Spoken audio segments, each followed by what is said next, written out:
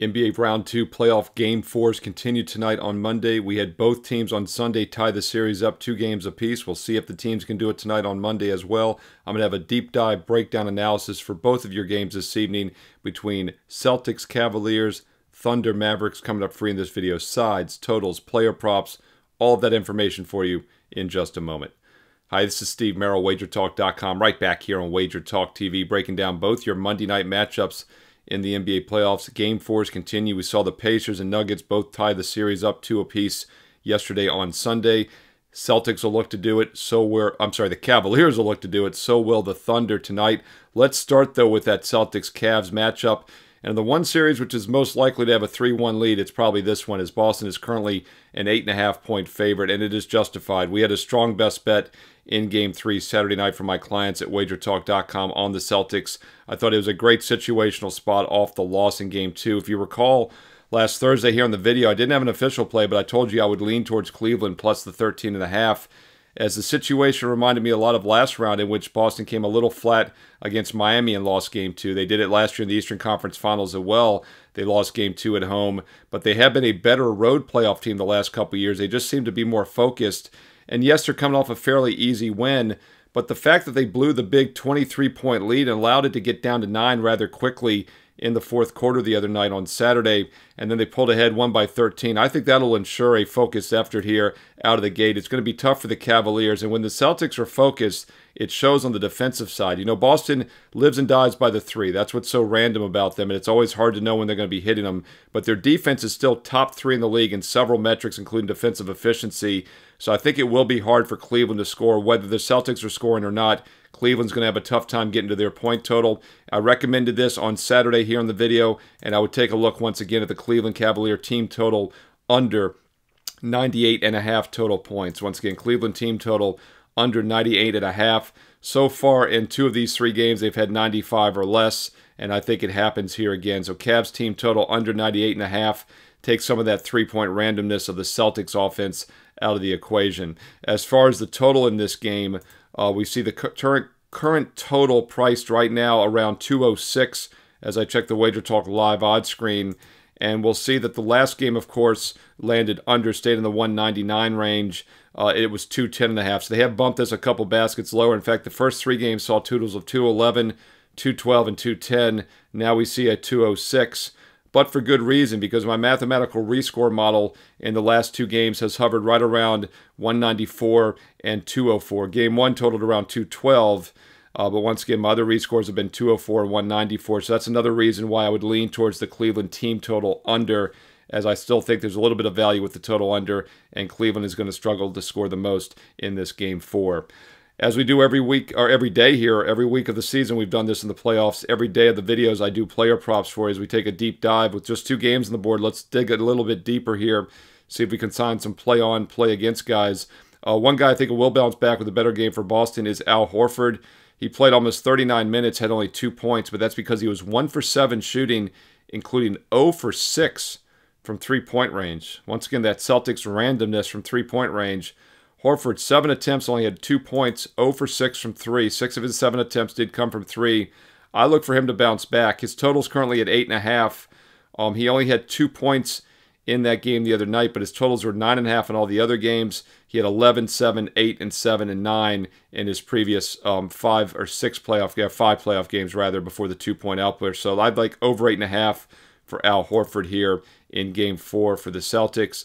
Tatum finally broke out, got an over. He'd had a lot of unders in the playoffs. We talked about how he had been overpriced. He had a monster game, 33 points, 13 rebounds for the double-double. Easily got over his 37.5 points and rebounds prop with 46. It's now at 38.5. But keep in mind, yes, he went over his points prop with 33, but it was set at 30.5. He still barely got over despite having his highest scoring playoff game. And before that, he had gone under 5 straight games with 25 or less. He's currently priced at 28.5. So I'd be careful with Tatum as he has been underachieving as far as the points prop. And I wouldn't say he's underachieving. He's actually still the odds-on favorite to be the postseason MVP, the finals MVP. The problem is the odds makers and the public are pricing him to perfection. And even with that 33-13 game, he still barely went over the 30.5 the other night. So I'd be careful with Tatum. One guy I do think has some upside is Derek White. He was only 4 for 13 shooting, and he still got to 12 points, and his over-under was 13.5. He hits anywhere near his norm. He easily gets over that in the last game. He's now under 2 straight games in this series after having 25 points in Game 1. I look for a nice bounce back here for White, and the odds makers are telling you something here. He had only 12 and 10 points the last 2 games, yet his point total has gone from 13.5 in Game 3, now up to 15.5 in Game 4. And once again, that's because he took a good amount of shot attempts, but he was only 4 for 13. Derek White over his point total, I think, is worth a look. And Cleveland's weakness has been defending guards. Mitchell and Garland, good offensive players, not good defensive players. Speaking of Mitchell, he had a nice game with 33 points. Never looking to fade him, but once again, I think his price is probably a little bit inflated, but I'm not looking to fade any superstars. Garland is a guy that's interesting. I still look for more from him. He had 15 points, but he was only 6 for 15 shooting in Game 3, and he was only 1 for 6 from three-point range. So only 1 for 6, and he still ended up with 15 points, barely staying under 16.5 for the second straight game. Now it's been bumped lower to 15.5. So although I do lean Cleveland team total under, I think Garland's a guy that could have an overachieving game. I like Garland over 15.5. He got to 15 once again in Game 3 the other night, despite going just 1 for 6 from three-point wins. So take a look at Garland over. And one other guy we'll talk about is Evan Mobley. I've given him out a few times now here on the NBA Tip-Off Show, also in the videos. As long as Allen remains out, then you have to take a look at Mobley, in my opinion, because he's getting extra minutes down low. He's not playing as a power forward outside. He's playing down low as a center with Allen out, who's missed now, 5 or 6 straight games. He's been out.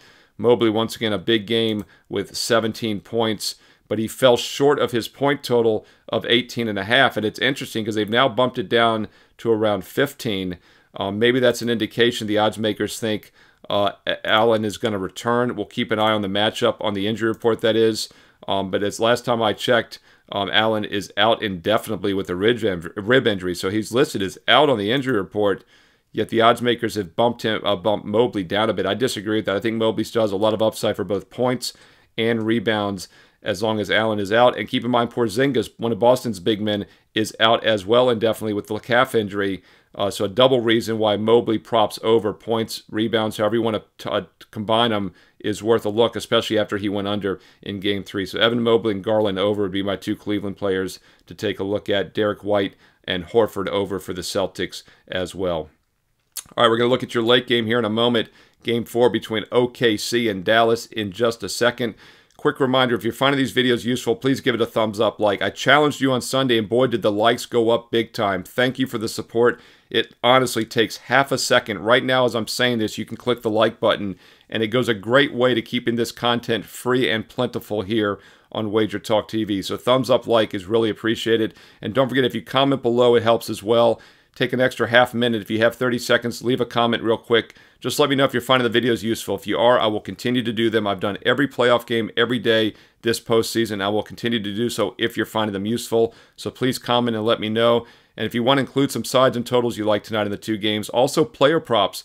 And if you include analysis, that's even better because we're learning and earning and winning together here on WagerTalk TV. You can hit subscribe for instant alerts. Also, when you click the bell, you'll know when this video goes live each and every morning. So hit subscribe. If you haven't already joined the 153,000 subscribers here on WagerTalk TV, become part of the family by clicking subscribe right now.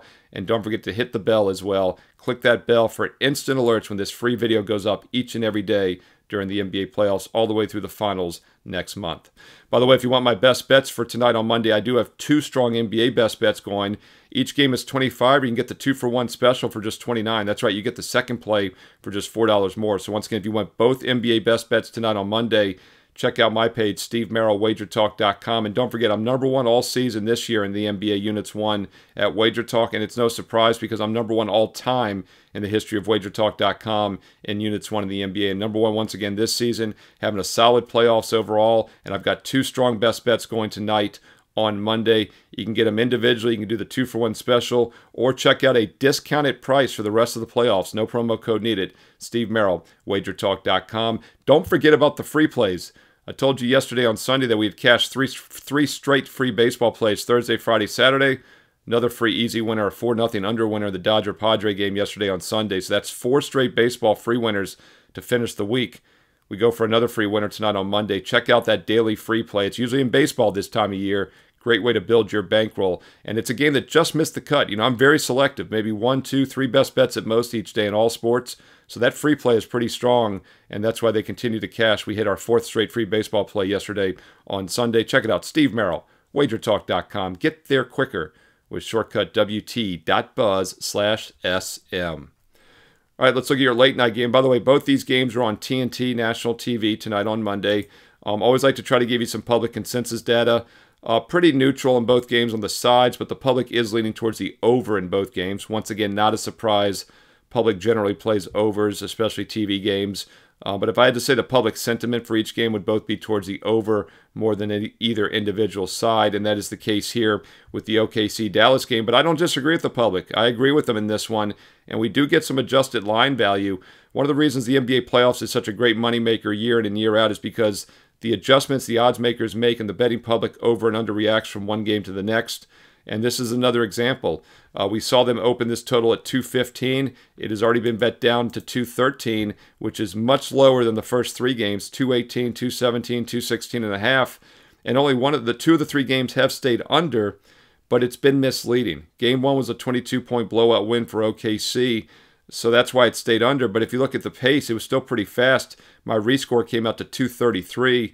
Game 2, I gave you the over right here on the video as a free play last Thursday. I also posted it as my free play that night on WagerTalk.com. I mentioned 4 straight free baseball plays Thursday, Friday, Saturday, and Sunday. I forgot I also put the over for the Dallas game up Thursday night as a bonus. I had a baseball and an NBA free play on Thursday night in that cash. So 5 straight free winners going back to Thursday. And the over in Game 2 was one of them.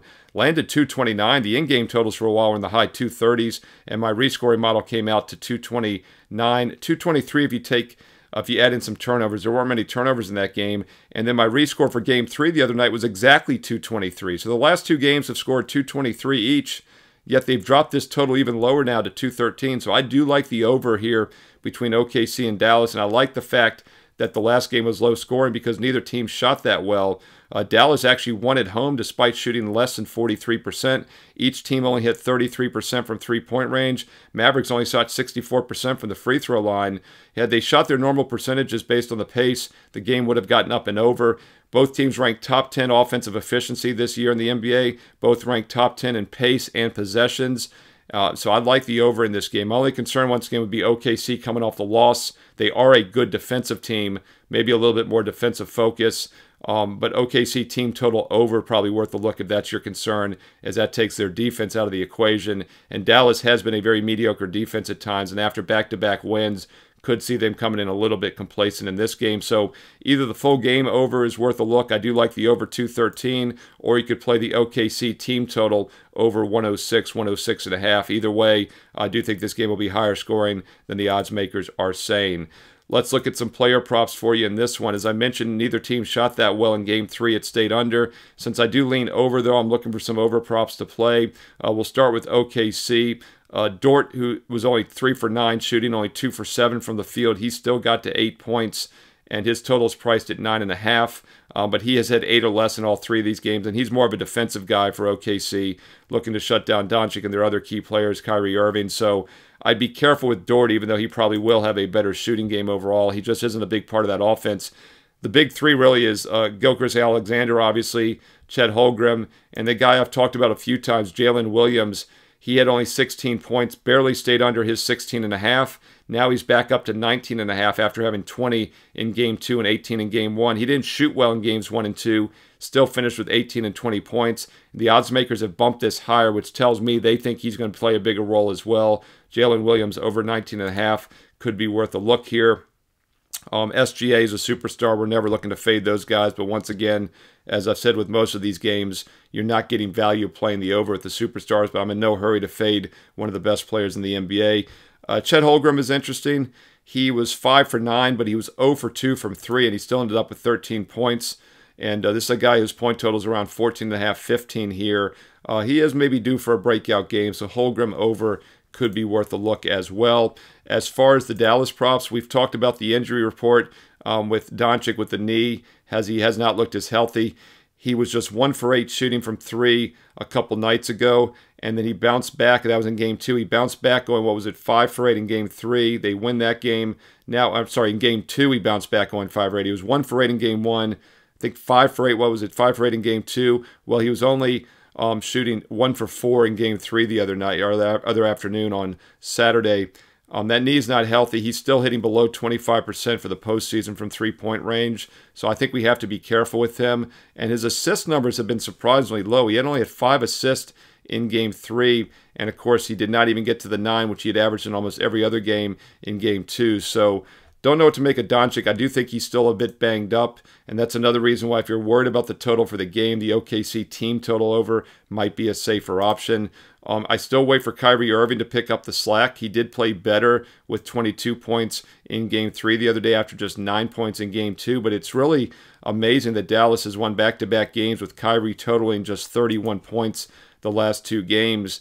And one guy that really picked up the slack was P.J. Washington, 27 points. And keep in mind, he had 29 in Game 2. Do we dare look for him to regress a bit? His total is just around 14.5, 15, but it was 11.5 in the other game. So obviously, he's about 20 to 25% higher, 29 and 27 points the last 2 times out. You do have to figure OKC is going to probably focus on him a bit more. After a mediocre, I don't want to say mediocre, but a non-superstar starter like Washington has back-to-back breakout games, you usually look for them to regress. And now his point total, as I said, is substantially higher. The concern, though, is he took 23 shot attempts. He was only 11 for 23. That kind of volume, he's going to have to score by default. So interesting guy to keep an eye on. Maybe watch the game early. In-game, a lot of sportsbooks now have in-game player props. If he's not getting a lot of shots in the first quarter early in the game, maybe pull the trigger with P.J. Washington under. His pre-game's around 15. I do think he regresses after 29 and 27. In fact, before that, going all the way back to the final 4 games against the Clippers in the first game in this series, he had 14 points or less in 5 straight and 10 or less in 3 of those 4. So, I'm sorry, he'd had 14 or less in 5 of the 6, in all 6 actually. I'm looking at it right now. 5 of the 6 he'd had 14 or less, and 4 of the other 5 he'd had 10 or less. And now he's gone from 11.5 to 14.5, 15. So you can see how P.J. Washington has really been inflated. But once again, he took a lot of shots. So I just don't know what to make of that prop. Let me know. Comment below your thoughts. I think P.J. Washington is a fade. Maybe take a look at the under. You might want to wait for an in-game. Let me know if you have that option. Many of the U.S. books do offer in-game player props. They adjust them on the fly. DraftKings, FanDuel. I know FanDuel does it. I think DraftKings does as well. Take a look at those. It's a good way to play some of these in-games once you can see what's going on the court. Keep an eye on Doncic's knee as well. As I said, I don't think he is fully healthy. He's just not moving fantastic. Derek Lively, the second, by the way, is a guy that might be picking up some minutes also. After scoring just 2 points in games 1 and 2, he had a breakout 12-point game. And although he didn't get a ton of minutes for Dallas in game 3 with just 27 minutes, he did get 7 shot attempts. We got to the free throw line 12 times. Amazing. He was being aggressive. So Lively could have another game where it's worth taking a look at the over. They've bumped him from 5.5 up to 6.5 here. Might be some value still with Derek Lively over for his point total as well. All right, lots of information for you in this quick hitter video. My goal here each and every morning is to get you some information on both games. I know many of you are doing your own handicapping, so I want to let you know what I'm looking at as I handicap these games. And obviously, I see the NBA well. Number 1 this season in Units 1 and number 1 all time in the history of WagerTalk.com, Units 1 in the NBA. And we're having a fantastic playoffs as well. Baseball also nice this season, so you might want to consider one of those all sports, all access packages. And if you use promo code SM365, you get an instant $800 discount on the 1-year all sports, all access. It's a 365-day package. You get every playout release for not only basketball, college and pro, baseball, but also football, which is around the corner, college and pro. 365 days and nights until May of next year. Every football, baseball, and basketball play. And with promo code SM365, you get an instant $800 discount. So that works out to $3 a day, just about $1 a play for every best bet I release.